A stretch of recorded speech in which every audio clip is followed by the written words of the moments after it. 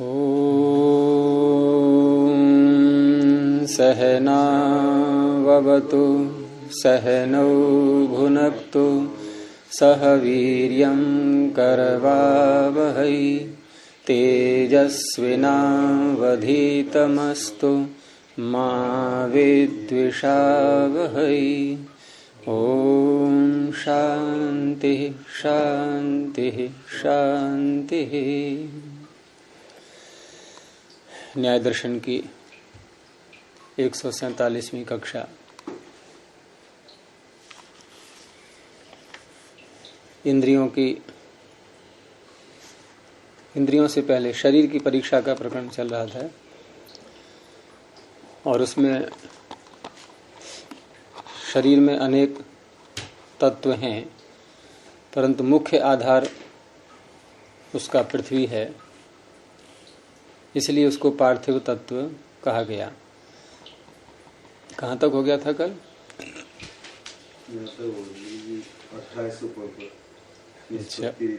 27वां सूत्र हो गया था और वहां ये सिद्धांति का ही सूत्र था कि पार्थिवम गुणांतरोपलब्धि है, अर्थात गंध गुण की उपलब्धि होने से ये शरीर कैसा है? पार्थिव है। तो अब अन्य जो मान्यताएं हैं जिनके आधार पर पूर्व पक्षी ने संशय भी उठाया था, क्योंकि सिद्धांति ने पूछा कि आपको संशय क्यों हो रहा है, तो वहां संशय में ये बात सामने आई थी कि ऐसे ऐसे कोई कहता है कि एक भूत से बना है, कोई दो से, कोई तीन से, यानी संख्या विकल्पेन शरीर प्रकृति ही इति प्रति जानते। तो वहां और किस किस मत वाले हैं उनके आगे 3 सूत्र आ रहे हैं ये, और इन 3 सूत्रों को सुदर्शन जी ने तो वार्तिक के रूप में लिया है और उदयवीर जी ने भी इनको सूत्र के रूप में नहीं लिया है, लेकिन यहां इन्होंने इनको सूत्र माना है। दूसरा जो 30वें सूत्र का भाष्य आ रहा है, तो उसमें भाष्यकार का जो वाक्य है उससे भी पता लगता है कि सूत्र ही है ये। वो पंक्ति आगे देखेंगे तो 28वां सूत्र बोलेंगे, पार्थिव आप्य तैजसम तद्गुणोपलब्धे है। अब इसमें कितने तत्व लिए गए? 3। ये औरों का मत दे रहे हैं, सिद्धांति का तो सूत्र आ गया पीछे, पार्थिवम गुणांतरोपलब्धे है। ये और का मत दिया कि कुछ लोग कहते हैं कि ये पार्थिव, आप्य और तैजस, यानी पृथ्वी, जल और अग्नि, 3 तत्वों से मिलकर बना है ये शरीर। और उसमें हेतु क्या देते हैं वो कि तद गुणोपलब्ध है, तेषाम गुणानाम उपलब्ध है। उनके जो गुण हैं, जैसे पृथ्वी का गुण गंध है, उसकी उपलब्धि हो रही है शरीर में। जल का गुण रस है, उसकी उपलब्धि हो रही है शरीर में। और तेज का गुण रूप है, तो रूप भी शरीर में उसकी उपलब्धि हो रही है। तो इन गुणों की उपलब्धि होने से ये पार्थिव, आप्य और तैजस है। और इनका क्या कहना था सिद्धांति का? केवल पार्थिव है। केवल का तात्पर्य वो और भी मानते हैं, लेकिन वो किस दृष्टि से है वो और स्पष्ट आगे कर लेंगे। और पीछे भी कहा ही था 27वें सूत्र के भाष्य में कि हम ये नहीं कहते कि अन्य तत्वों का यहाँ कोई सन्निकर्ष नहीं है, कोई संबंध नहीं है, क्योंकि एक वाक्य इसमें आया था ना भाष्य में कि न तो इदम अबादिभिः असंपृक्तया पृथिव्या आरब्धम, यानी पृथ्वी से ये शरीर बना है, तो ये पृथ्वी से बना हुआ शरीर अबादिभिः असंपृक्तया पृथिव्या न आरब्धम। अब आदि जो अन्य 4 तत्व हैं उनसे असंपृक्त पृथ्वी से नहीं आरब्ध हुआ है, नहीं बना है, अर्थात उनका भी संपर्क है। लेकिन प्रधानता किसकी है? पृथ्वी की, क्योंकि आधार के रूप में लिया है इन्होंने। किसी भी अन्य तत्व का आधार, हम जल कहाँ रखते हैं? आप एक एक चीज को ले लो, जल कहाँ रखते हैं हम? किसी पात्र में। किसी बाल्टी में प्लास्टिक की हो, किसी प्लास्टिक भी पार्थिव तत्व हो गया।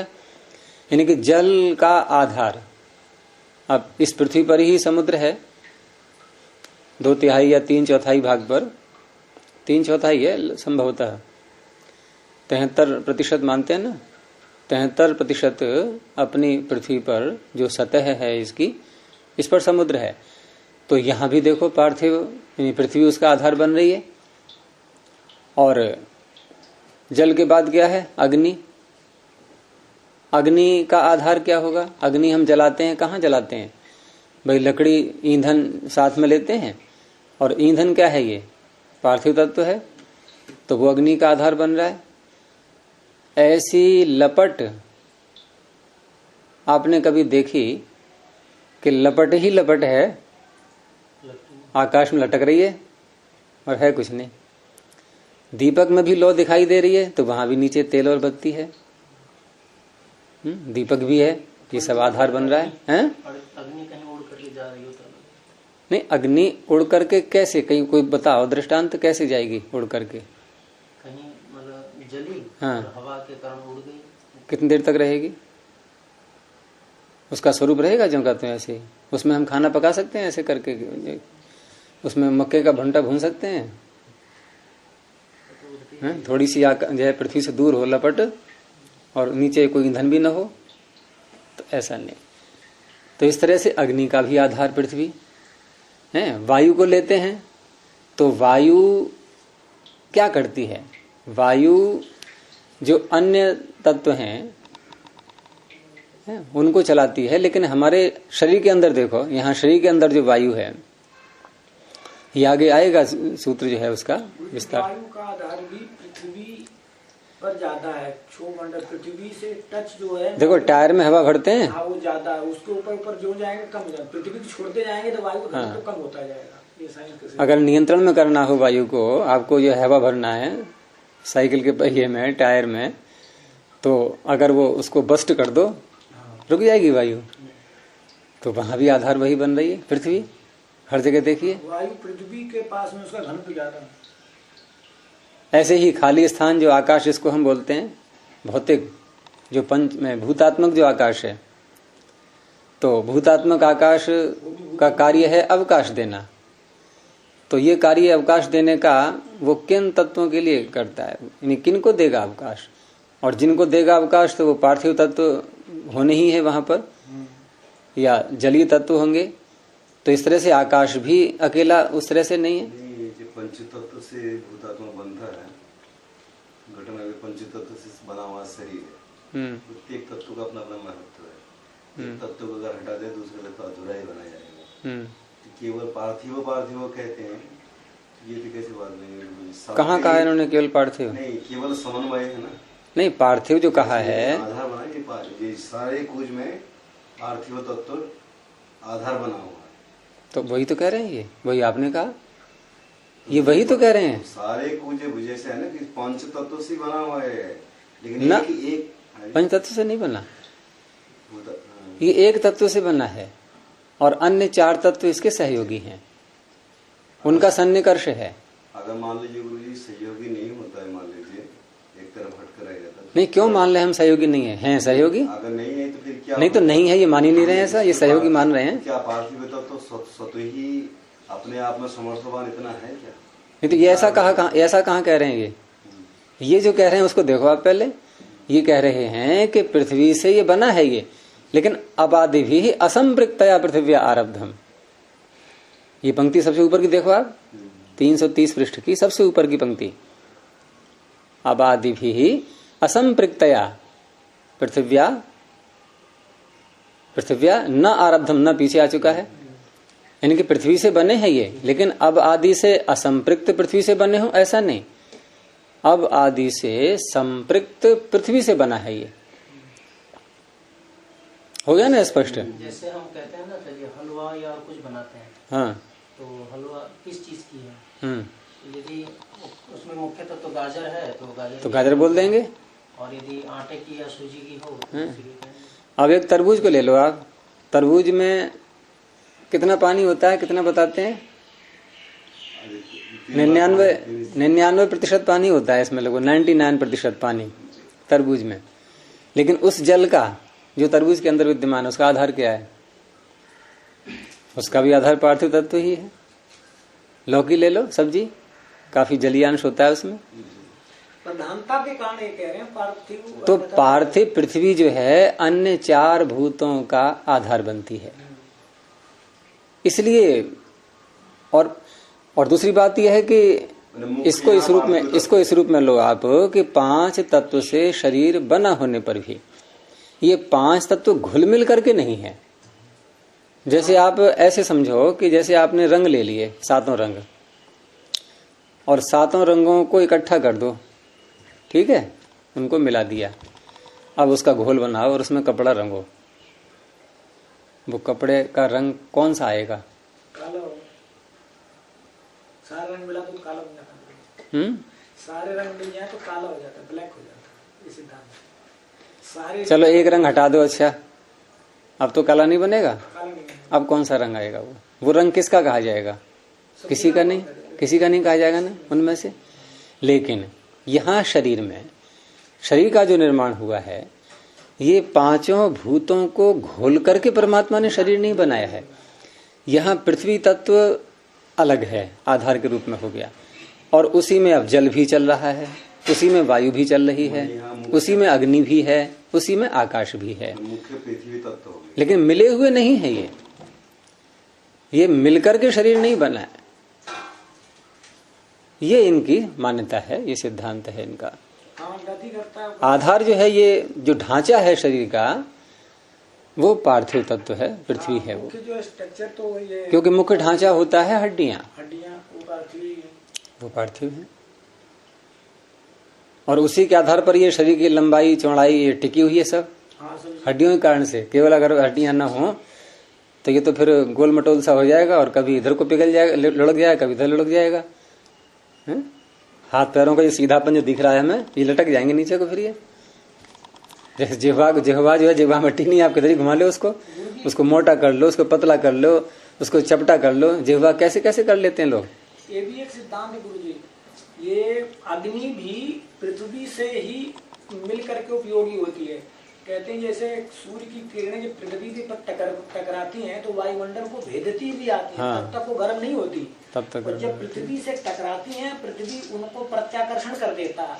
पृथ्वी जो है जैसे विद्युत का कुचालक प्लास्टिक है, वो वापिस कर देता, ऐसे ही ऊष्मा का कुचालक भूपरपटी है, ये वापिस फेंक देती है। तो उसको साइंस की भाषा में पार्थिव विकिरण कहते हैं। तो उस पार्थिव विकिरण से वायुमंडल ऊष्मा जो है फिर निकलती है। तो इसीलिए नीचे की वायु गर्म है, ज्यों ज्यों हम ऊपर जाएंगे पहाड़ी पे त्यों त्यों वायु ठंडी होती जाती है और हल्की होती जाती है। तो इसीलिए जो हमें गर्मी महसूस होती है वो सूर्य की गर्मी से नहीं, पृथ्वी की ऊष्मा से उसको पार्थिव विकिरण कहते हैं। तो इस तरह से इनका जो सिद्धांत है वो मुख्य आधार पृथ्वी है। और जो 28वां सूत्र दिया है ये अन्यों का मत दे दिया इन्होंने, कि कुछ लोग कहते हैं कि ये पार्थिव आप्य और तेजस है। ऐसे 29वां सूत्र बोलेंगे, निःश्वास उच्छ्वास उपलब्धेश चातुर्भौतिकम। अब यहाँ 4 भूत वाला माना इन्होंने, तो पीछे की तो बातें स्वीकार कर ली, पार्थिव, आप्य और तेजस ये ले लिया। एक चीज और बढ़ा दी, कौन सी? वायु। और कैसे पता लगा? हेतु दिया कि निःश्वास और उच्छ्वास की इसमें उपलब्धि हो रही है। हम श्वास लेते हैं और श्वास निकालते हैं। ये मनुष्य के शरीर को परीक्षण सामने रख करके चल रहा है सारा परीक्षण। ये पीछे कहीं दिया था इन्होंने, मानुषम शरीर। तो निःश्वास उच्छ्वास की उपलब्धि होने से कुछ लोग कहते हैं कि ये चातुर्भौतिक है। इसमें ऊपर से वो भी जोड़ लेंगे साथ में कि पार्थिव, आप्य और तेजस, तभी तो 4 संख्या बनेगी। तो चातुर्भौतिक मान लिया उन्होंने। और अगला सूत्र उसको बोलेंगे गंध, क्लेद, पाक, व्यूह, अवकाश दानेभ्य पांच भौतिका। अब इसमें इन्होंने 5 भौतिक बताते समय जिसका भी ये मत दिया है, उसमें 5 भूतों के अलग अलग गुण और उनके कार्य, 5 भूतों के वो इसमें दिखाए हैं सूत्र में, कि इसमें जो गंध आती है शरीर में, इससे पता लगता है कि ये पृथ्वी से बना हुआ है। और क्लेद का तात्पर्य गीलापन, तो गीलापन भी शरीर में हम देखते ही हैं। तो जल की वजह से हमारी आंखें गीली, हमारा मुख गीला, लाल की ग्रंथियां हैं, रोए रोए से पसीना निकलता है, अंदर भी सारा रक्त जो है वो सब गीला ही गीला है पूरा। शरीर के अंदर का कोई भाग आपको सूखा मिलेगा? कहीं सूखा नहीं। तो ये क्लेद, ये जलीयांश है, ये जल से बना है, ये सिद्ध हो रहा है। ऐसे ही पाक क्रिया, ये अग्नि का धर्म है, पकाना है। जठराग्नि हम स्वीकार करते ही हैं। शरीर के अंदर एक ऊष्मा, एक तापमान रहता है शरीर का हर किसी का, तो वो तापमान किसके कारण से है? तो वो पाक है, वो अग्नि है। और आगे दिया व्यूह शब्द, तो व्यूह कहते हैं संरचना को, पीछे भी आया है ये शब्द। तो व्यूह क्या है? संरचना। और ये संरचना जो होती है, ये कब होती है? जब इधर का अणु आगे बढ़ा, इधर का भी आगे बढ़ा, दो अणु मिले हैं, ये अणु किसी और से मिले। हम जो भोजन करते हैं तो भोजन से जो रस बनता है प्रारंभ में, उसके एक एक कण जो हैं सारे, ये अलग अलग स्थानों में, ये सब प्राण वायु जो बोलते हैं हम कि ये समान है, व्यान है, उदान है, प्राण है, अपान है, ये सब क्या है? वायु के ही तो नाम है। और ये सब क्या करते हैं? इन कणों को ले जाते हैं और जहां फिट करना है उनको, जहां लगाना है वहां लगा दिया। जो कण आपके नाखून में आना है वो नाखून में पहुंचा दिया, जो बालों में आना है बालों में पहुंचा दिया। ये जो रस है ना पहला, तो रस जो है वो छोटी आंत में निकलता है, थोड़ा बहुत रह जाता है। हाँ, छोटी आंत में वो निकल करके लीवर में आता है। लीवर में आता है। तो लीवर उसको रक्त बना देता है। हाँ, रक्त हृदय में जाके प्यूरिफाई होकर तब ये जो है क्या नाम है, हाँ, फिर उनमें से एक एक कण जगह वो फिट होते रहते हैं सब अपने। रक्त से फिर मांस बन जाता है, उसका सारा भाग मांस बन जाता है। तो जो जहाँ कण ईश्वर को लगाना है वहां से लगा दिया। लेकिन ये जो प्रक्रिया चल रही है सारी, कि कणों का वहां तक पहुंचना, हाँ, यानी कि वायु क्या है? एक तरह से ये वाहन है, ये गाड़ी है अन्य पदार्थों को ले जाने की, और उससे फिर व्यूह चलता है। ये रचनाएं, संरचनाएं हो रही हैं सारी। तो इस तरह से गंध, क्लेद, पाक, व्यूह। तो व्यूह से वायु का पता लगा। और चौथा है अवकाश दान। तो ये आकाश जो तत्व है, इसका धर्म माना है इन्होंने अवकाश देना, स्थान देना। यानी किसी वस्तु में गति हो रही हो और उसको जगह न मिले, तो वस्तु आगे नहीं बढ़ सकती वो। तो इस तरह से अवकाश देने का कार्य ये आकाश तत्व का है। यद्यपि आकाश ये भूतात्मक ही है, शब्द तन्मात्र से ही बना है, अर्थात इसमें भी कण स्वरूप है ये आकाश। एक वो शून्य आकाश, उसको छोड़ दीजिए, वो अलग है। शून्य आकाश को यहां नहीं लिया है, तो कण स्वरूप जो आकाश है, तो वो कण स्वरूप आकाश भी इतना लचीला है, इतना फ्लेक्सिबल है कि अन्य किसी वस्तु में वो अवरोध उत्पन्न नहीं करता, हर वस्तु को अवकाश देता है। क्योंकि ठोसपना नहीं है उसमें, ठोसपना तो पृथ्वी में ही है केवल। इसीलिए गुरु जी इस ठोस में जब कील घुस जाएंगे तो इसमें जो अवकाश है वो उसी को जाएगी, वो क्या? हाँ, वो अवकाश दान जो है वो हो गया, आकाश ने दे दिया, जगह दे दी और कील अंदर पहुंच गई। तो इन पांचों प्रकार के धर्मों के मिलने से शरीर पांच भौतिक है। व्यूह का तात्पर्य विभिन्न अणुओं का अपने अपने स्थान पर जाकर के जो इनका टिक जाना होता है, लग जाना होता है किसी स्थान पर, फिट हो गए तो एक संरचना बनी, एक रचना का स्वरूप सामने निखर करके आया, उसी को व्यूह बोलते हैं। ये सृष्टि क्या है? सारी व्यूह ही तो है। ये परमात्मा ने संरचना की है, इसकी अलग अलग अणु जो है लगाए हैं अपने अपने स्थान पर। निश्वास आदि लिखा है, वही वायु वाला जो है व्यूह का अर्थ। हाँ,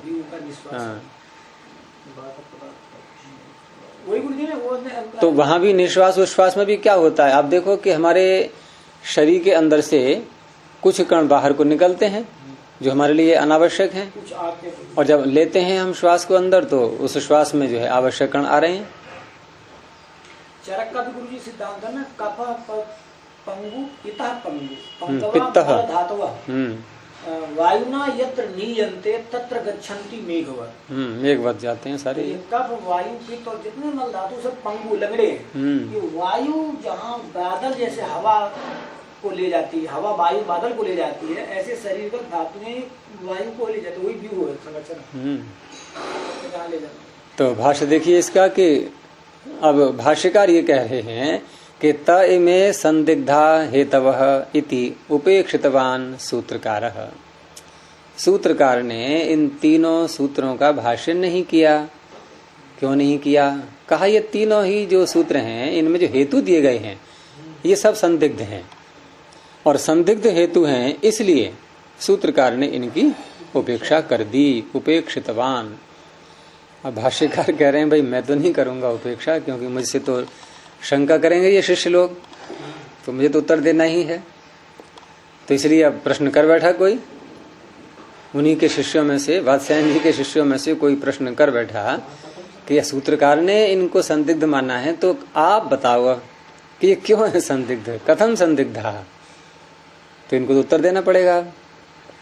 तो संदेह कैसे है वो दिखा रहे हैं अब इसमें, इन तीनों सूत्रों के हेतुओं में, कि सती च प्रकृति भावे भूतानाम धर्मोपलब्धि ही, यहाँ अल्प विराम लगा सकते हैं आप, कि सती च प्रकृति भावे,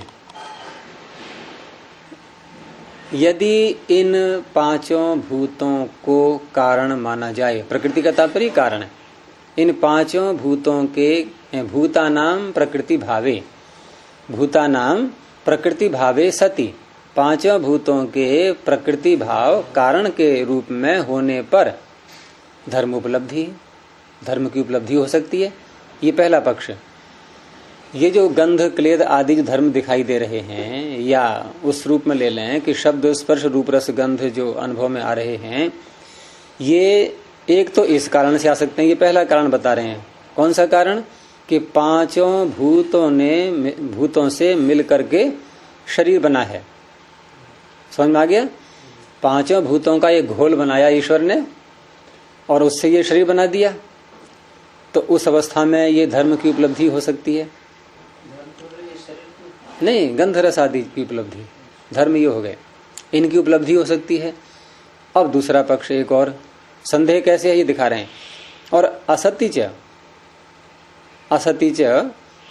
कहाँ लगाएंगे हम?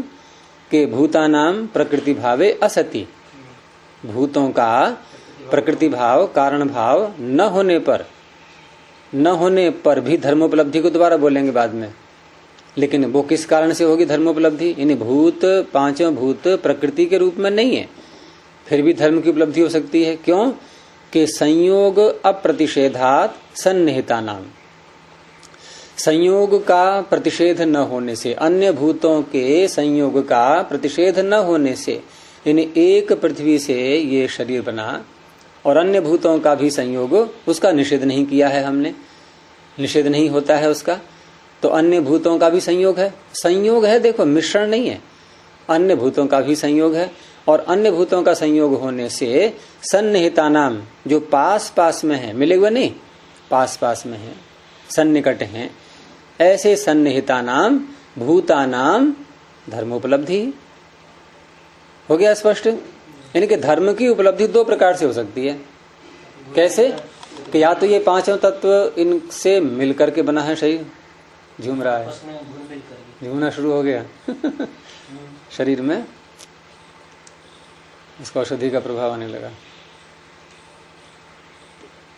पता नहीं, मुझे प्रारंभ में जो इतना होता है, वैसे दर्द वर्द तो नहीं हो रहा है, लेकिन वो लग रहा है उसका असर, प्रभाव जो है तो दो बातें दिखाई इन्होंने कि धर्म की उपलब्धि जो हो रही है, तो एक तो ये प्रकृति भाव अगर हम माने पांचों भूतों का तब भी संभव है, और पांचों भूतों का नहीं मानते, एक भूत आधार और अन्य भूतों का संयोग, तब भी धर्म की उपलब्धि हो जाएगी। तो दोनों पक्षों में धर्म की उपलब्धि हो रही है। सत्यपति जी आ गया समझ में आपके? क्या आया? बोलिए एक बार शब्द में अपने। और एक सती और असती दोनों में है। ये प्रकृति भाव मैंने ये पंचभूतों के घुलमिल हो जाना, मैंने एक जगह घोल कर दिया और उससे बना है ये शरीर बना है, वो अपने अपने गुण उनको प्रदर्शित करेगा। पंचभूत के जो अलग अलग तत्व है अपना प्रदर्शित करेगा। फिर ये जो असती वाला बोल दिया जो ये घुले मिलाने है, ये अलग अलग है। जब अलग अलग होगा तो फिर इनके तब भी धर्म की उपलब्धि होगी, तब भी धर्म की उपलब्धि होगी। भाई शरीर में अगर वायु है तो स्पर्श होगा, शरीर में जल है तो रस आएगा, शरीर में अग्नि है तो उष्णता का अनुभव होगा। हम शरीर छूते हैं तो गर्म लगता है, नहीं है? विशेष यह है कि एक में है, एक में है संयोग, एक में है, हाँ एक में है संयोग, वही बोल रहा हूँ, एक में है संयोग और एक में है मिला करके पूरा और फिर शरीर बनाना। धर्मों की उत्पत्ति शरीर की उत्पत्ति दोनों दृष्टियों में हो रही है। और इन सूत्रों में जो हेतु दिए हैं ये धर्म की उपलब्धि के दिए हैं कि तदगुण, देखो पहले 28वें में क्या है, तदगुणोपलब्धे है, उपलब्धि देखो आ रहा है इसमें। दूसरे में भी है कि निश्वास उच्छ्वासोपलब्धे है। और यहाँ जो हेतु दिया है इसमें पांचों की बातें आ गई कि गंध, क्लेद, पाक, व्यूह, अवकाश, दानेभ्य, पंचमी ही तो है ये, तो ये भी हेतु के रूप में आ गए। तो ये धर्म ही तो बताए जा रहे हैं इन तत्वों के। तो ये जो धर्म आप बता रहे हो ये धर्म तो पांचों भूत मिलकर के बनाएंगे शरीर तब भी उपलब्ध होंगे। पांचों भूत मिलकर के नहीं बनाएंगे, एक भूत प्रधान है और अन्य भूतों का जो संपर्क हो रहा है तब भी धर्म की उपलब्धि हो जाएगी। वही बात है, जैसे एक दरवाजा बना है सारा जोड़ कर बना दिया, और एक पेड़ अवस्था में है, पेड़ अवस्था में पांच तत्व घुल मिल कर गए। अगर दरवाजा पार्ट कर रखा लेकिन सारे गुण इसमें भी देखा और उसमें भी देखा है। ये कहाँ नहीं पार्ट जोड़ के बोले एक अलग अलग पार्ट रख एक बना दिया। अरे एक तो है कि पूरा नहीं, अलग अलग पार्ट में आप भिन्न भिन्न तत्वों को लाओ। हाँ। कि उसमें एक वायु का पार्ट है, एक अग्नि का पार्ट है, एक पृथ्वी का पार्ट है, ऐसे करके बोलोगे तो बात सही भी है। हाँ। वो तो लकड़ी का ही पार्ट है सारे वहाँ तो। मतलब ये दरवाजा होगा ना, इसमें अग्नि भी है, इसमें जल भी है, जल जुड़ा है, वायु भी है, आकाश भी है।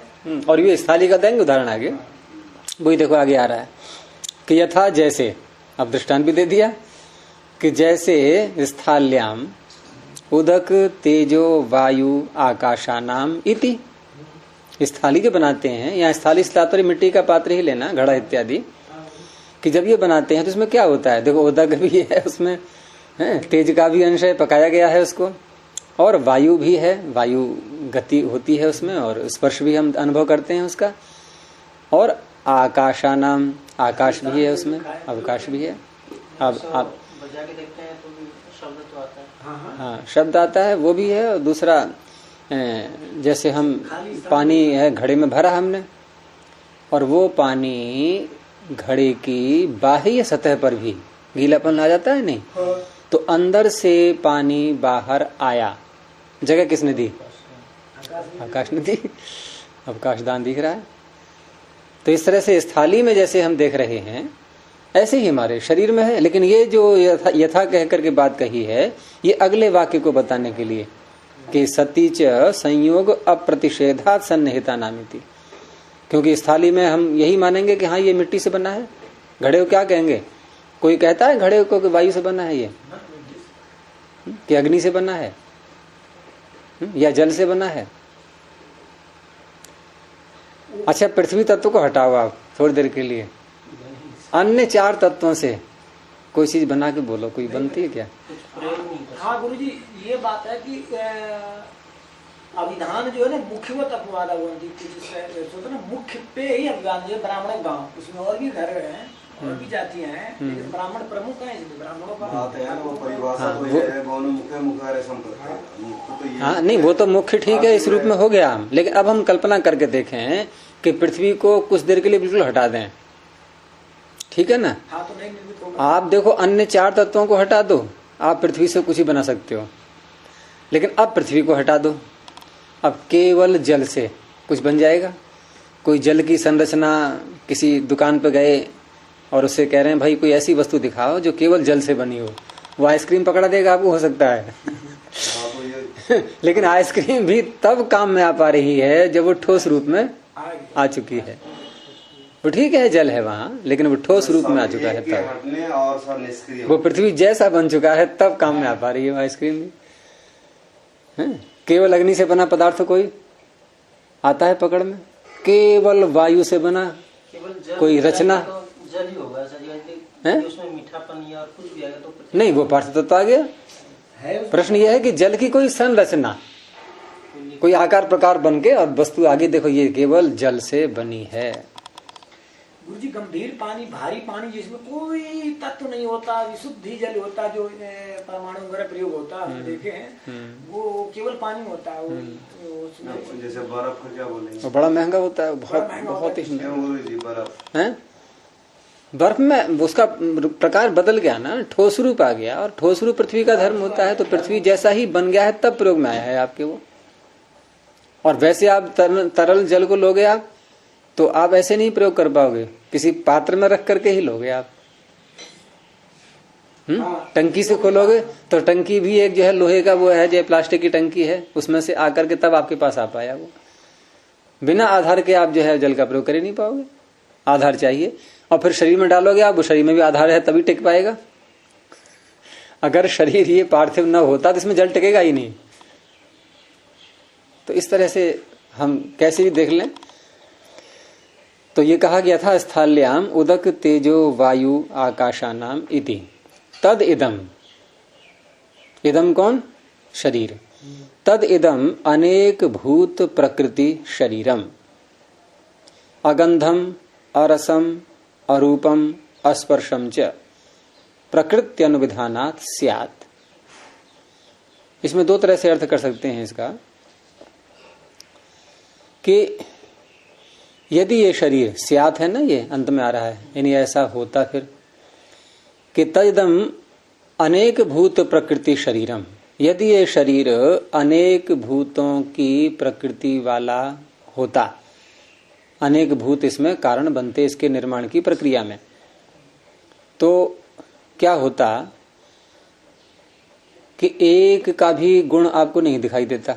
जैसे मैंने वो रंग का उदाहरण दिया था ना, कि रंगों को मिला दो आप, रंगों को मिला दो तो किसका रंग है क्या बताएंगे? कौन सा रंग है कि नीला नहीं कह सकते, पीला नहीं कह सकते, बैंगनी नहीं कह सकते, सफेद नहीं कह सकते, कुछ भी नहीं। तो फिर न तो इसमें गंध आती, गंध का अनुभव स्पष्ट नहीं होता, न रस होता, न रूप होता, न स्पर्श होता। इसमें कौन सा छूट गया है? गंध, रस, रूप, स्पर्श। शब्द की बात है तो शब्द एक अलग चीज है, आकाश का वो धर्म है, वो शब्द कोई ऐसे बजता नहीं है शरीर है कि ध्वनि निकल रही है। क्यों निकल रही है? किसमें आकाश है। क्यों? शब्द आकाश का धर्म होने पर भी देखो, अन्य गुणों में और शब्द में क्या अंतर है? अन्य गुणों में, भूतों के अन्य गुणों में और आकाश का गुण शब्द, क्या अंतर है? अन्य गुणों में और अन्य चार भूतों के गुण, गंध, रस, रूप, स्पर्श, ये चार अलग कर दो, और आकाश, आकाश का शब्द गुण, क्या अंतर है इसमें? वो चार और एक शब्द, इनमें अंतर ये है कि अन्य जो चार हैं ये सदा रहते हैं, और आकाश का जो गुण शब्द है ये सदा नहीं रहता, ये उत्पन्न होता है। आकाश के रहते रहते उत्पन्न होगा, बस इसी रूप में आधार है आकाश उसका। वही बात हो गई, जो सुसुप्त पड़ा हुआ है, जब कभी निमित्त पड़े तब जाकर वो करेगा, अपना प्रदर्शित करेगा शब्दों को। आपके दृष्टांत बड़े रहस्यमय होते हैं, पकड़ में आ नहीं पाते एकदम जो ना। मतलब ये है कि अपने आकाश तो है, लेकिन आकाश उस संबंध आकाश में शब्द होगा तभी तो पता चलेगा आकाश है। हाँ, शब्द की उत्पत्ति होती है। उत्पत्ति होती क्या है। क्या पृथ्वी में गंध की उत्पत्ति होती है? पुष्प में समय समय पर गंध की उत्पत्ति होती है कि आज सूंघा नहीं आ रही है, उत्पन्न नहीं हुई अभी, वो तो सदा 1 घंटे बाद सूंघा, हाँ अब आई, सदा विद्यमान है उसमें। ऐसे लेकिन शब्द आकाश का नहीं, हमने बोला आकाश को अपने हटा के थोड़ा बोले ना, जो आकाश के हटा के एक तरफ रख दिए और चारों को देखा है आकाश को ना, आकाश की एक तरफ। हाँ, तो अन्य चार गुणों की सत्ता है। आप जब भी जल लोगे तो रस उसमें है। ऐसा नहीं है कि जल तो आ गया लेकिन इसमें रस अभी थोड़ा समय लगेगा, कोई अन्य कारण हो तो इसमें उत्पन्न हो, ऐसा नहीं। और आकाश में शब्द हम कारण खोजते हैं उसका अलग से। आकाश मात्र, जैसे जल मात्र होने से, पृथ्वी मात्र होने से गंध उसमें है, हम अनुभव करते हैं। लेकिन आकाश मात्र होने से शब्द नहीं है। शब्द के लिए कारण चाहिए क्या? संयोग और विभाग। उसमें कहते हैं कि गंध तब हो इसमें कि कुछ और हो पहले। आकाश तो विद्यमान कुछ नहीं, पृथ्वी होना ही गंध की सत्ता को लाना है। ऐसे ही आप अग्नि का ले लो, अग्नि है और रूप कभी उत्पन्न होता है उसमें, कभी नहीं होता। इसीलिए गुरुजी आकाश शब्द का जो है वो धर्म तो है, लेकिन कुछ अलग तरीके का चीज। हाँ, वो उत्पन्न होता है अन्य कारण से। हाँ, लेकिन केवल आधार आकाश है, आधार है बस। और यहाँ जितना जल है सब में रस है। हाँ। और आकाश में सब में शब्द नहीं है। जहाँ संयोग विभाग होगा वहाँ शब्द है, और आकाश तो सर्वत्र है ही, फिर भी सर्वत्र है। नहीं कह सकते, केवल आधार वाला है। हाँ, बस ऐसे है। इसलिए उन्होंने यहाँ पर आकाश, इसलिए शब्द को छोड़ दिया। यहाँ पर उन्होंने कहा कि अगंधम, अरसम, अरूपम, अस्पर्शम। अशब्दम कहाँ का है इन्होंने? क्योंकि वो धर्म हमें हमेशा नहीं प्रकट होता है। लेकिन ये चार जो हैं, इनका कहना यह है कि अगर ये अनेक भूत प्रकृति वाला होता, अनेक भूतों से मिलकर के बनता, तो न तो आपको उसमें गंध आती, न रस आता, न रूप आता, न स्पर्श आता। संयोग वियोग तो बात ही नहीं होगी है? ये गंधा नहीं, ये मिलकर के बना वाली बात में कह रहे हैं। शब्दों में संयोग वियोग करे तब जब ना प्रकट ये यहाँ तो ये जो है इनमें से एक भी धर्म प्रकृति अनुविधानात स्यात्, यानी प्रकृति का जो अनुविधान है कि भाई प्रकृति से बना है तो होना चाहिए, लेकिन इनमें से एक भी नहीं होता है ना। अब उसको उस रूप में ले लो आप। दूसरा अर्थ जो है इन्होंने कौन सा लिया है? सुदर्शन देव जी ने, इन्होंने शायद यही लिया है जो मैंने बोला था, यही है। और दूसरा यह है कि यदि ये अनेक भूत प्रकृति है, अनेक भूत प्रकृति में एक प्रकृति से तो वैसे रहा ये, यानी एक प्रकृति तो मुख्य होगी ही। और वैसे यही अर्थ ज्यादा उपयुक्त है पहले वाला जो इनकी पंक्ति से निकल रहा है, कि यदि अनेक प्रकृति वाला, अनेक भूत प्रकृति वाला होता तो इनमें से कुछ भी नहीं होता, किसी का भी अनुभव स्पष्ट नहीं हो पाता, क्योंकि सब घुल मिल जाते ये हैं। और न तो इदम इत्थम भूतम, और प्रत्यक्ष क्या दिख रहा है हमें? ऐसा है ही नहीं, ऐसा है नहीं कि गंध की तो उपलब्धि हो रही है मैं स्पष्ट, और गंध की स्पष्ट उपलब्धि हो रही है। जैसे यदि किसी को पीला रंग स्पष्ट दिखाई दे रहा है, मेरी बात समझे, यदि किसी को किसी जगह पीला रंग स्पष्ट दिखाई दे रहा है तो क्या वो कहेगा इसमें सारे रंग मिले हुए हैं? नहीं कह सकता। तो यदि हमें शरीर में गंध आ रही है तो हम ये नहीं कह सकते कि अन्य भूत जो इसमें मिल गए हैं। हाँ, संयोग के रूप में आप कह सकते हैं कि ठीक है गंध आ रही है तो क्या है, रस भी तो आ रहा है, स्पर्श भी तो हो रहा है, रूप भी तो है, इसमें उष्णता का अनुभव भी तो हो रहा है, ठीक है। अच्छा यूं ले लो आप, जैसे कोई लोहा है और लोहे का गोला हमने अग्नि में लाल कर दिया। अब सत्यपति जी बताइए, लोहे का गोला किससे बना है? उपादान कारण क्या है? मैं लाल लोहे की बात कर रहा हूं, लाल गोला जो अग्नि से लाल हो चुका है पूरा। वो किससे बना है? लोहा तो लोहा है, लाल गोला उसमें क्या है? अग्नि के तत्व अधिक हो जाने का ना, उस अग्नि का तत्काल दिखाई दे रहा है। फिर समझो आप प्रश्न, लाल लोहे का गोला, और आपसे पूछा गया कि बताइए ये किससे बना, तो आप पृथ्वी से बना कहोगे या अग्नि से या दोनों से? पृथ्वी से कहा जाएगा। क्यों? कि वो तो क्षणिक लाल है, बिल्कुल लाल तो है, लेकिन हाँ। वो लाल तो क्षणिक थोड़े समय के लिए। चलो जितने समय के लिए है उतने समय के लिए हम क्या एक सेकंड के लिए लाल रहा। हाँ, उस समय दो गुण हम बता। नहीं, दो गुण नहीं, आप उपादान कारण से कौन से हैं लोहे के, जो लोहे का गोला है? लाल लोहे में तो अग्नि का उपादान कारण हो जाएगा, अग्नि रहेगी उसका। नहीं, लाल है तो अग्नि ही है, उपादान नहीं, उपादान नहीं। वही बात हो रही है कि यहाँ लोहे की संरचना में अग्नि का योगदान नहीं है, अग्नि का संपर्क हुआ है, बस होगा गुरुजी। लेकिन जब वो लाल है ना वो, तो फिर वो जैसे कोयला लोहे का आप छू दोगे तब समझ में आएगा। ये उदाहरण इससे समझ में आता है। कोयला हमने ले लिया, काला है, ऐसे छुएंगे तो पार्थिव गुण उसका कालीमा लिए हुए, क्योंकि कोयला है। लेकिन अब जब वो लाल हो चुका अग्नि में डाल दे पूरी तरह से, तो अब कोयला मानने का जो भ्रम करेगा उसको जला देगा। वो पूरी अग्नि है, उसमें हम कोयला नहीं। वो तो ठीक है कि वो कारण दूसरा है, उसमें अग्नि का संपर्क होने से अग्नि का धर्म तो आएगा, जलेगा व्यक्ति। लेकिन जब प्रश्न ये किया जाए कि कोयला किससे बना है, तो लाल कोयले में ही प्रश्न हो रहा है कोयला किससे बना है, तो उसका उत्तर अग्नि से बना है नहीं हो सकता। ऐसे ही लाल लोहा किससे बना है, लाल है बिल्कुल, लेकिन पृथ्वी से बना है। ऐसे ही अब शरीर पे आ जाओ कि शरीर में आपको स्पर्श, रस और ये सारे गुण मिल रहे हैं, ठीक है। जैसे लोहे में भार भी मिल रहा है जो अग्नि का धर्म नहीं है, और उष्णता भी मिल रही है जो लोहे का धर्म नहीं है, ठीक है ना। अब दोनों के धर्म मिल रहे हैं, भारी मिल रहा है, उष्णता ही मिल रही है, लेकिन बना किससे है, चट की आवाज भी कर देता है। तो शरीर में मिल रहे हैं सारे धर्म, लेकिन बना किससे है शरीर, वही बात है, पार्थिव है, ये पृथ्वी से बना है, अन्यों का संयोग है, वो उन्होंने स्वीकार कर ही लिया है। जो भी पदार्थ यदि जैसे लाल दिख रहा है, अग्नि निकल जाने के बाद जो उसका तत्व रहेगा उसी को ही तो मुख्य कहेंगे। हाँ, तो अग्नि निकलने के बाद कहा तुमने, और अग्नि है उसमें अंदर, तब भी वो तत्व है, मूल तत्व जो है। हाँ, वो तब भी है, वो मूल ही है, वो जिससे लोहा बना है वो मूल तत्व ही है। वो ऐसा नहीं है कि अग्नि आ गई तो मूल तत्व भाग गया है थोड़ी देर के लिए कि अग्नि हटे तो मैं आऊं दोबारा, ऐसा नहीं है, वो तब भी है। हम लाल कोयला बोलेंगे, लाल गोला बोलेंगे, यानी कि अग्नि के निकल जाने के बाद भी उसकी संरचना में अंतर नहीं आया, अर्थात मुख्य वस्तु वही थी उसमें, अग्नि तो आई थी और चली गई।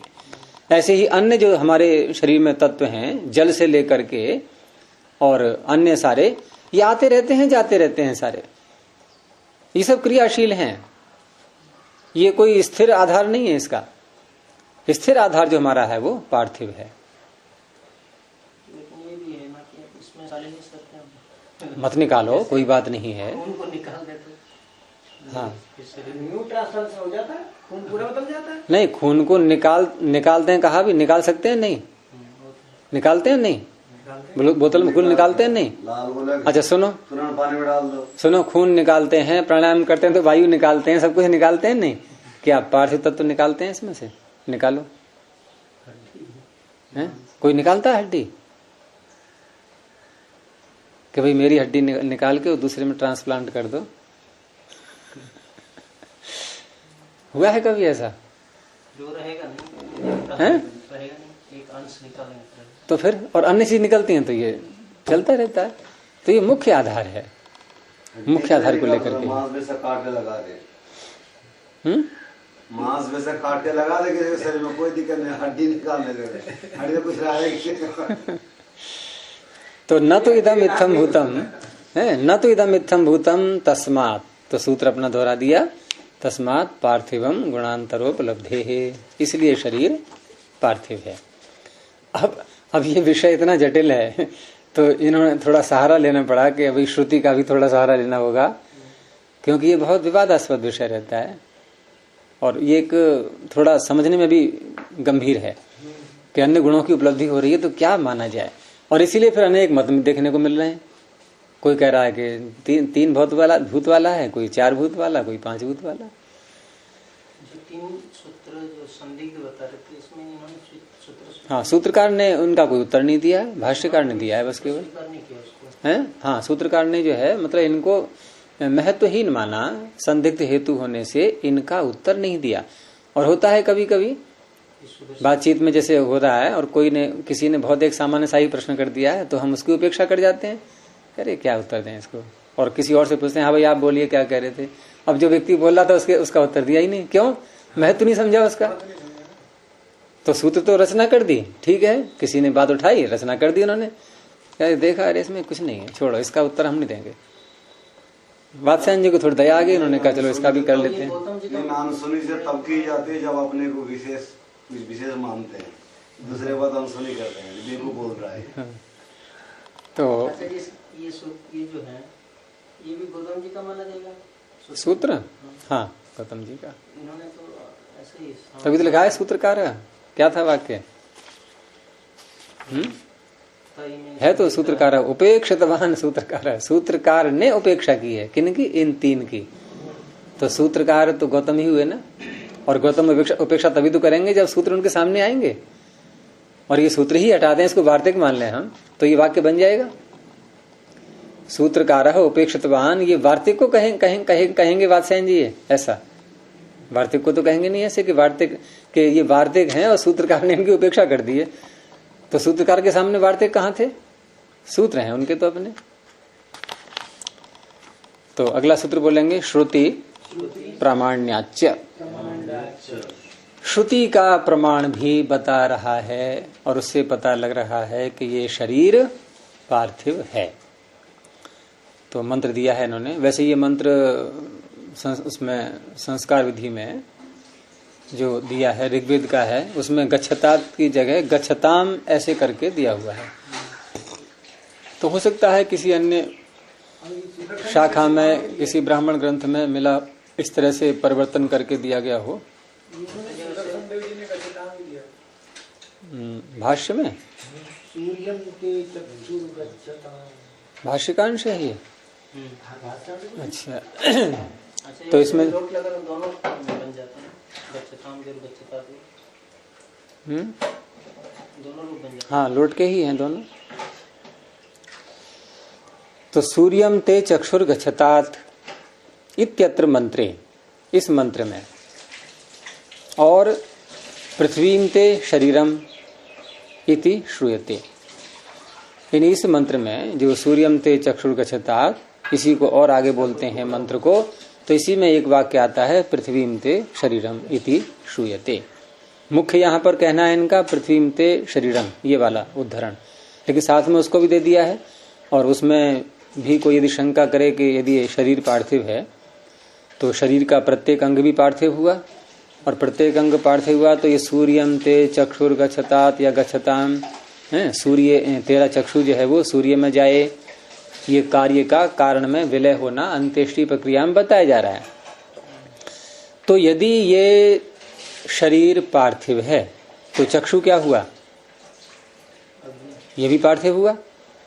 तो सूर्य में जाने की बात क्यों कही गई? तो यहाँ ये इंद्रियों को पीछे आ चुका है। ये इंद्रियों को एक एक भूत से उत्पन्न मानते हैं। चक्षु की उत्पत्ति अग्नि तत्व से स्वीकार की है इन्होंने। उसके आधार पर यह प्रमाण बन भी जाता है कि चक्षु कहाँ जाए? सूर्य में जाए, अपने कारण में। कारण क्या है उसका? अग्नि। सूर्य अग्नि है। और यहाँ जो प्रकरण के अनुसार जो देना है इनको, यह है पृथ्वीम ते शरीरम इति श्रूयते। इनके शरीर कहाँ जाए? पृथ्वी में। पृथ्वी में जाके मिल जाए। तो अगर ये पांचों भूतों से मिल करके बनता तो क्या ऐसे वाक्य बनेगा कि शरीरम पृथ्वीम ते गच्छताम? फिर तो ये कहा जाएगा कि भाई ये जो शरीर है ये अपने अपने तत्वों में जाए। इसमें जो वायु का अंश है वायु में जाए, जो पृथ्वी का अंश है पृथ्वी में जाए, जल का अंश है जल में जाए, यही तो बोलेंगे। लेकिन यहाँ ये वाक्य क्या कह रहा है? पृथ्वीम ते शरीरम। तो तद इदम, इस मंत्र के द्वारा जो वाक्य कहा जा रहा है, तद इदम प्रकृतौ विकारस्य प्रलयाभिधानम इति। क्या है इसमें? विकारस्य प्रकृतौ प्रलयाभिधानम। विकार का प्रकृति में प्रलय का कथन है। विकार क्या है? शरीर। प्रकृति क्या है? पृथ्वी। और उसमें इसका विलय का कथन इस मंत्र में हो रहा है। अब इसको उल्टा कर दो। अभी क्या है? विकार का प्रकृति में प्रलय का कथन। उल्टा कैसे बनेगा? कारण का, कारण से कार्य का निर्माण, कारण से कार्य का निर्माण। यहाँ क्या था? कार्य का कारण में विलय। अब निर्माण वाला आ गया।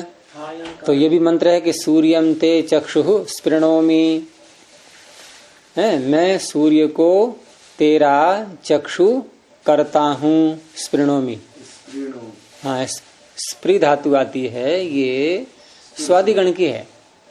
स्प्री प्रीति सेवनयो हो और प्रीति चलनयो हो इति अन्ये, ऐसे करके पाणिनि ने दिया है। प्रीति और सेवन अथवा चलन, तीन अर्थ, प्रीति सेवन चलन। तो चलन में क्या है भाई, सूर्य एक, जैसे मान लो मिट्टी रखी है, कुंभकार घड़ा बना रहा है, तो मिट्टी में क्रिया करेगा नहीं, तो मिट्टी में चलन करके उसने घड़े का रूप दे दिया। तो एक करना अर्थ निकाला है इन्होंने ऐसे। स्प्री धातु का अर्थ हो गया फिर करना। तो सूर्यम ते चक्षु स्पृणोमि, मैं सूर्य को तेरा चक्षु बनाता हूं। तो क्योंकि चक्षु का निर्माण ये अग्नि से हुआ है, तो ये दिखा दिया इसमें। लेकिन इनका क्या कहना है, अगला वाक्य जो है वो इनका मुख्य है देने का उद्देश्य, कि इत्यत्र, इसी में मंत्रांतरे, एक अन्य मंत्र में, पृथ्वीम ते शरीरम स्पृणोमि इति श्रूयते, ये देना चाह रहे हैं ये, कि पृथ्वी को तेरा शरीर बनाता हूं, यानी पृथ्वी से तेरे शरीर का निर्माण करता हूं। तो ये मंत्र स्पष्ट बता रहे हैं कि शरीर किससे बना, पृथ्वी से, पृथ्वी से बना। और इस मंत्र में क्या सिद्धांत दिया कि सा इयम, सा वह, ये स्मृति जो आगे आ रहा है उसका है ये, स्मृति इसी धातु से बन गया ये स्प्री। आपके में स्मृति लिखा है कि स्मृति डबल था, तो ये थोड़ा संदिग्ध है, कैसे हुआ ये? क्योंकि देखो प्रकरण के अनुसार अभी धातु आपकी पीछे आ रही थी स्पृणोमी, या हाँ यही तो है, स्पृणोमी आया है पीछे, और स्पृणोमी का अर्थ किया गया करना, यानी कि उत्पन्न करना, और इसका अर्थ किया गया उत्पत्ति। तो आप स्प्री धातु ही तो है मूल, मेरी बात समझ में आ रही है? धातु मूल क्या है, ऋकारांत स्प्री, और इससे स्त्रियां में तिन से एक तिन करेंगे तो क्या बनेगा, डबलता हो जाएगा है? और यहाँ पाठ सिंगलता का ही है जो मैं बोल रहा हूं ढूंढीराज जी वाले में, स्मृति ही अभिधीयते।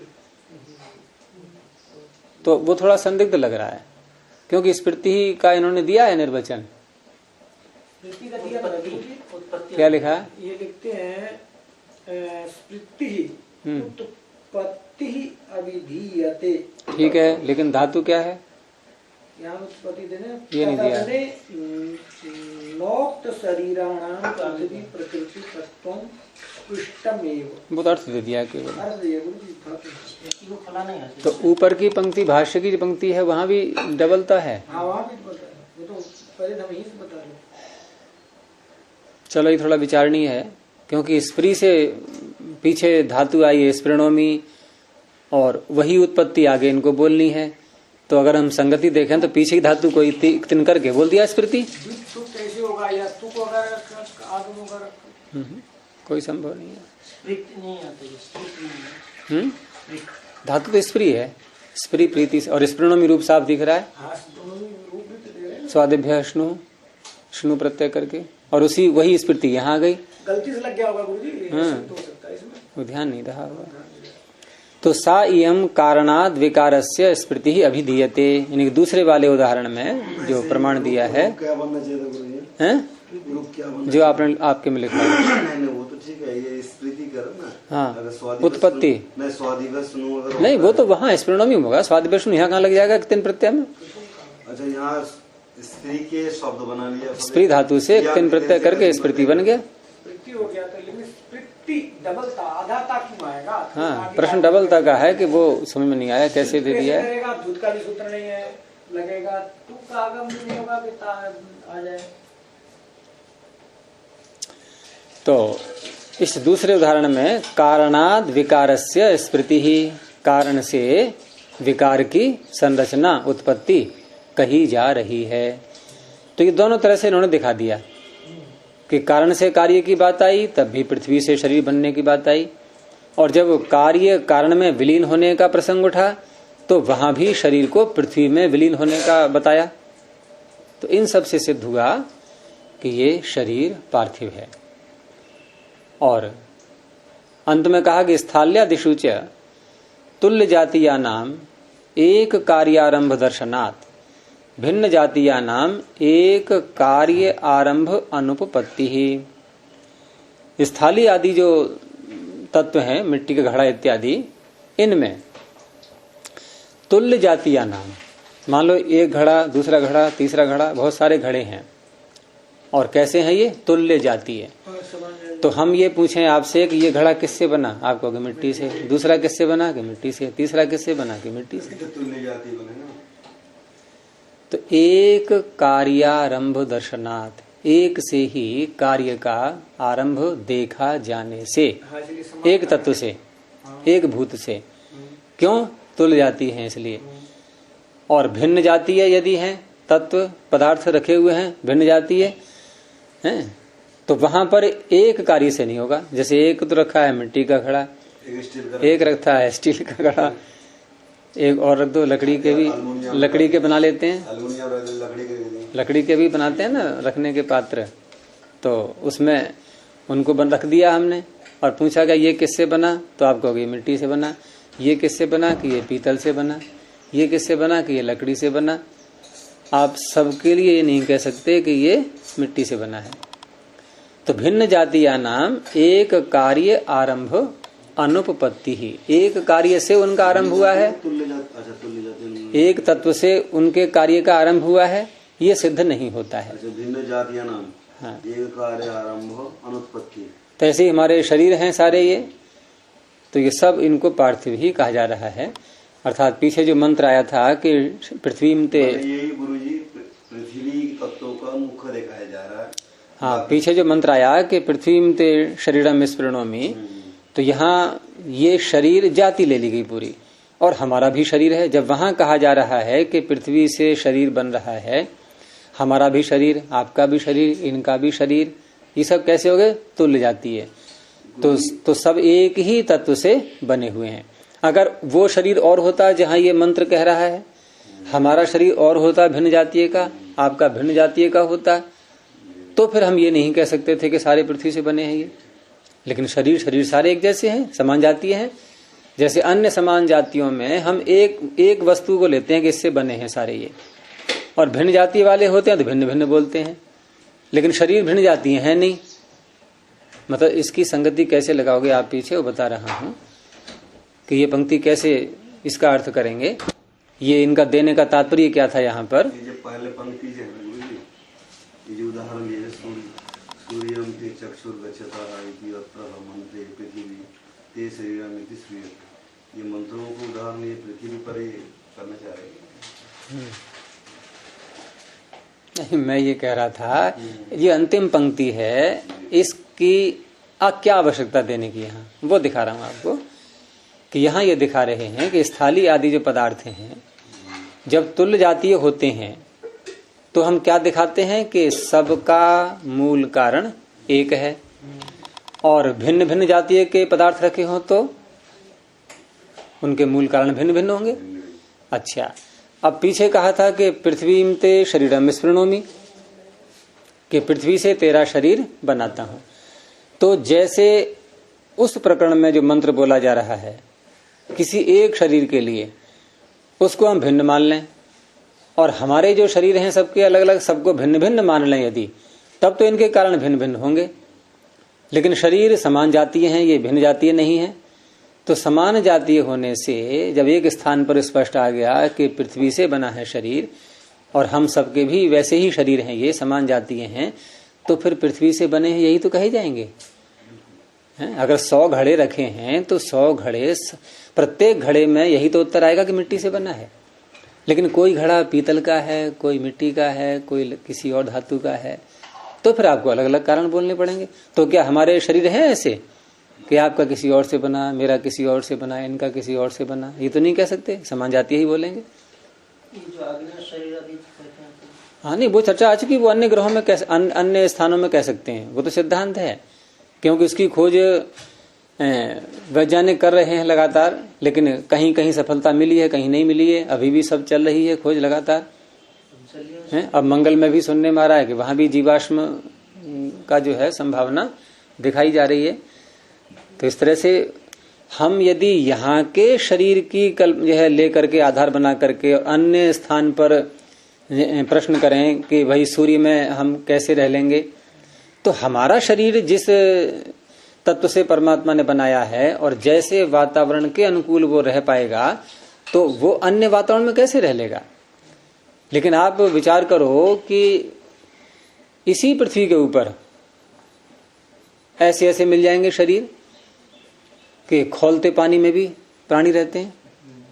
हम तो नहीं रह पाएंगे खोलते पानी में। अच्छा, हम बर्फ में रह लेंगे? बर्फ में नहीं रह पाएंगे ना। अच्छा, अब देखो वैज्ञानिकों ने क्या किया, एक मेढक को लिया, उसको पानी में डाल दिया, बोतल में पानी भरा खूब डाल दिया, और धीरे धीरे उस बोतल में तापमान घटाते गए घटाते गए घटाते गए घटाते गए, पानी जम गया। जम गया? हाँ, पानी जम गया। अब पानी जम गया तो जिसके अंदर जो मेढक था वो भी जम गया। समझ आ रही बात पूरी? और मेढक जम गया। अब आप उसको 1 दिन बाद, 2 दिन बाद, महीने बाद अब क्या किया, उसमें थोड़ा तापमान बढ़ाया। तापमान बढ़ाया तो पिघला पिघला पिघला, फिर मेढक भी जो ऊपर उसके बर्फ जम गया था वो भी सारा पिघला। मेढक भी सख्त हो गया था पत्थर की तरह, वो भी धीरे धीरे सारा तापमान बढ़ने से पिघला और चलने लगा। वो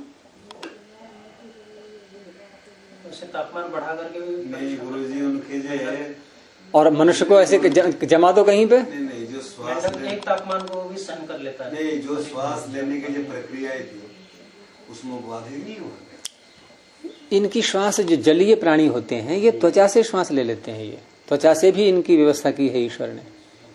त्वचा में गिल्ट बने होते हैं जगह जगह, वो से श्वास ले लेते हैं। मछली जल के अंदर रहती है? नहीं, मछली जल के अंदर रहती है। हम और आप रह लेंगे क्योंकि हम फेफड़ों से श्वास लेते हैं। अब फेफड़े से श्वास लेने वाले प्राणी को हम कहें कि अरे हम ये जल में रह नहीं सकता, तो इससे क्या सिद्धांत निकाल लें कि जल में कोई प्राणी नहीं होता है, ऐसा कह सकते हो आप? ऐसे ही हम अब ये कहें कि आग्नेय शरीर कैसे हो जाएगा, क्योंकि ये शरीर अग्नि में डाल दें हम तो रहेगा ही नहीं। तो इस शरीर को आधार बना करके हम कैसे निर्णय कर लेंगे? अरे आग्नेय शरीर, वायव्य शरीर, आप्य शरीर जब भी बनेंगे, इनमें अगर किसी एक भूत की प्रधानता रहेगी तो उसकी संरचना, उसकी भोग्य सामग्री, उसकी रहने की स्थिति, ये वहां भिन्न होगी, वहां भिन्न होगी। हम लोग पृथ्वी पर हैं तो हम पार्थिव हैं, तो अन्य प्राणी भी हो सकते हैं। और महर्षि ने भी कहा है ना, देखो कि अन्य ग्रहों में भी सब प्राणी रहते हैं, उनका भी वाक्य आता है। वातावरण जो है ना उसी ढंग से बनावट उसी हाँ, वैसा ही बनाएगा ईश्वर उनको वहां पर, उसमें हम नकार नहीं सकते। क्योंकि हाँ, यहाँ भी तो हम देख रहे हैं कि जैसे हम जल में नहीं रह सकते, जबकि मछली पार्थिव प्राणी ही है, फिर भी हमारा शरीर भी पार्थिव है, उसका भी पार्थिव है, लेकिन फिर भी स्थिति में अंतर आ गया कि नहीं, कि वो जल में रह लेती है, हम नहीं रह पाते। तो हमने देखा कि देखो हम फेफड़ों से श्वास ले रहे हैं, वो त्वचा से श्वास ले रही है, तो हो गया संभव ऐसा। त्वचा से सांस लेने की वजह से मछली जो है, क्या नाम है, जल। हाँ, फेफड़ों में पानी भरेगा, उसके फेफड़े ही नहीं है, पानी कहाँ से भरेगा, वो अंदर रह लेगी। ऐसे ही तापमान का मैंने कहा कि खोलते पानी में भी जो है, लावा में और इधर उधर वहां भी जीवाश्म, वहां भी प्राणी है, लेकिन हम नहीं रह सकते वहां। नहीं होते हैं मछली के नहीं, ऐसे बना सकते। कुछ मछलियां होती हैं ऐसी जो ऊपर आकर के भी कभी कभी श्वास लेती हैं जल में, नहीं उसको काटते हैं ना मछली को, और बहुत देर तक वो श्वास उनकी काम करती है, हैं? उसको निकलता है जैसे वो कुछ और होता होगा। कुछ मछलियां होती हैं ऐसी जो फेफड़ों से मतलब श्वास ऊपर आकर के लेती हैं, और एक बार की श्वास ली हुई उनकी बहुत देर कार्य करती है, उनको बार बार नहीं लेना पड़ता है। अच्छा गुरुजी, जैसे इन्होंने मैं देखा था माधवी धाती वृत्ति वालों ने स्त्री से स्पर्ता बनाया, वहां पर भी स्पर्ता, वहां तो हो जाएगा अचोराभ्याम द्वे, अचोराभ्याम द्वे, वो तो रेफ से आगे आ गया ना तकार। अच्छा, गुण करने के बाद तो रेफ से आगे तकार आएगा, तो गुण करके रेफ से आगे तकार आ गया, उस तकार को आप विकल्प से द्वित्व कर सकते हो। जैसे कर्ता नहीं बनाते क्री धातु से, क्री से कर्ता बनाते हैं, कर्तव्यम, कर्तव्य या कर्ता, तो डबलता लिख देते हैं नहीं, तो वहां डबलता भी शुद्ध है और एकता लिखेंगे वो भी शुद्ध है। अचोराभ्याम द्वे विकल्प करके करता है द्वितीय। यरो नुनासिके नुनासिको वा अचोराभ्याम द्वे, तो उसमें जो है ये द्वित्व चलता है इसका। यहाँ पे गलती ये है, मतलब ये इस स्मृति में तो नहीं होता। तो वहाँ यरो नुनासिके नुनासिको वासे वाक्य निवृत्ति आ रही है इसमें अचोराभ्याम द्वे में, तो स्पर्धा तो बन जाएगा, लेकिन स्मृति में तो रेप से उत्तर नहीं है, वहां अचोराभ्याम द्वे नहीं लग पाएगा। तो ये जो है अथ इति पंचभिः सूत्रैः शरीर परीक्षा प्रकरणम, 5 सूत्रों से इन्होंने शरीर की परीक्षा कर ली। अब किसका संख्या किसकी आएगी, क्रम किसका आएगा अब प्रमेयों में? है आत्मा, शरीर, इंद्रिय आएगा। और इंद्रियों में मुख्य रूप से ये चक्षु को आधार बना करके परीक्षण करेंगे, इसको अब कल देखेंगे। प्रणव ध्वनि। ओ